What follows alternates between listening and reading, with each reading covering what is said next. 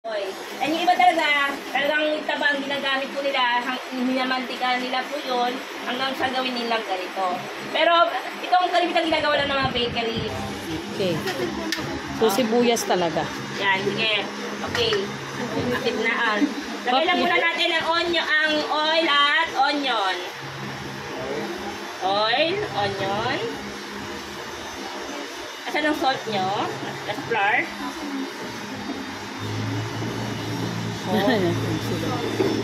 Ang salt nyo. Yan, onion, salt, and oil. Nilalagay natin yung salt para lumabas lalo yung flavor ng onion.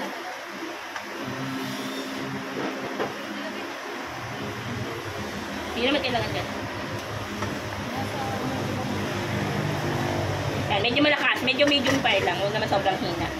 Kanina kasi kaya mahina, kasi may egg yun na lagay, maluluto egg. Yan, ano nyo lang, hanggang maluto-luto yung onion. Kasi yung salt nyo, tayo ng salt. Pero kayo, kunin nyo na sa recipe nyo ha, yun lang susundin nyo. Pero kunin nyo lang yung kuha natin ng salt, kaya lang kasi. Ito po, ma'am. Lagyan lang natin ng konti. Konti lang, pinch lang.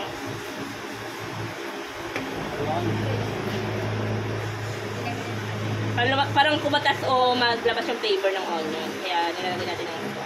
Sotayin nyo lang po yan hanggang medyo maluto-luto yung onion. Ito hanggang kung medium size ang onion mo, pwede isang piraso lang. Kaya lang naging dalawa kasi medyo maliit po yung onion.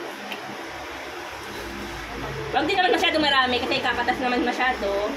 Mapangit natin siya yung pampalaman. Since okay na po to, lalagay lang po natin ang milk and sugar. Segunda or light brown sugar.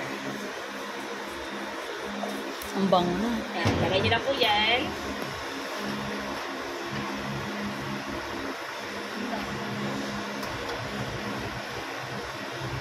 Lagay nyo lang po yan.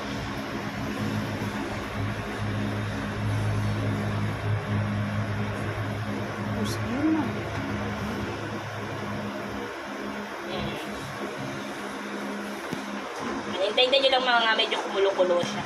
Para nagka-caramelize yung sugar and yung onion. Bago tayo maglagay ng flour.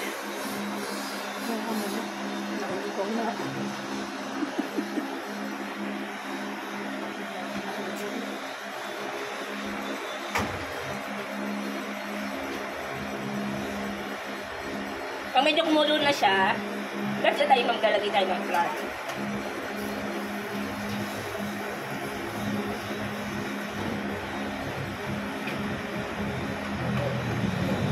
Since magboboil na po siya, lalagay po natin yung flour. Kalahati lang muna. Dapat sifted tong flour ha, para hindi bubuo. Parang magmumukha siyang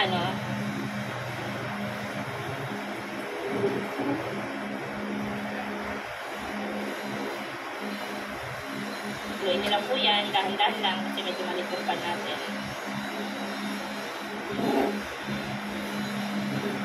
Gawin nyo lang po yan.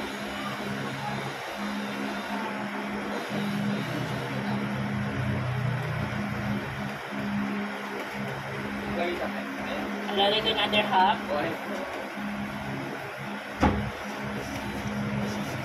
Hindi masyado natutuyo yung nyo, kaya naninigit na po. Pag may time na air dry nyo malang yung mga lagayan nyo. Kasi yung baka yung mga pagpunas nyo, basa na rin, kaya kala nyo nakakatuyo. Haluin nyo lang po yan hanggang magbuo siya.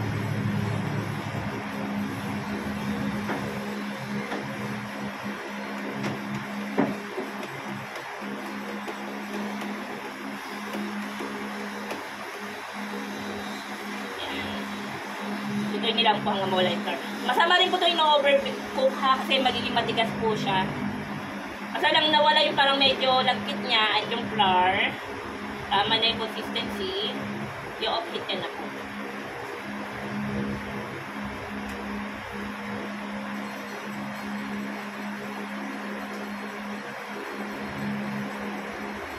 Yan. Yan na po yan. Hintayin nyo lang maluto hanggang medyo parang, kumbaga parang medyo mukhang makunat siya.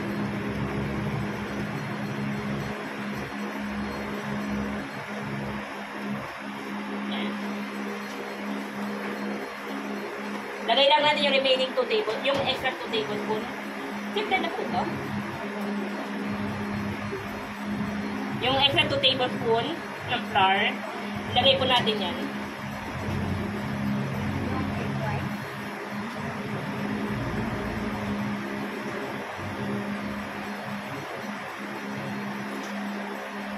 Haluin nyo lang po yan hanggang maging parang makunat siya. Huwag po yung overcook ha. Basta ganito po yung consistency. Kung napapansin nyo, parang medyo kumukunat na siya. Papatayin nyo na po. I-heat nyo na po. Then haluin nyo lang. Transfer nyo sa lagayan. Then set it aside. Mamaya natin ito gagamitin. Again, ganito po dapat ang consistency po ha. Yan.